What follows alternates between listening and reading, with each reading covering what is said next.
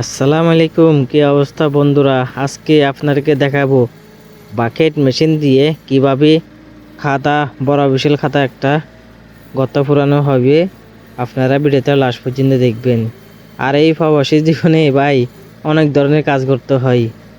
এই যে মাত্রা লাইনে যারা কাজ করে তারা, এই যে আমি এখন বড় একটা গর্ত ফুরাইতেছি, বালু মাটিগুলো নিয়ে এখানে ফেলে দিব। দেখেন কিভাবে ফেলাইতেছি আমি।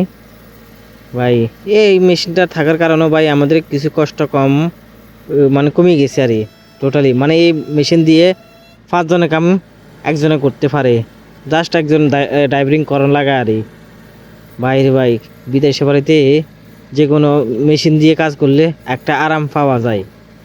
আর আমাদের দেশে তো ভাই টাকার পয়সার কারণে মেশিন ভাড়াও করতে পারে না, কিনেও মাটি মানে কি খোদাই করতে পারে না। তো এই জন্য মানে কি কামলা নিয়ে যে কোনো বাড়ির কাজ বলেন মানুষ লাগে, টাকাও লাগে বেশি।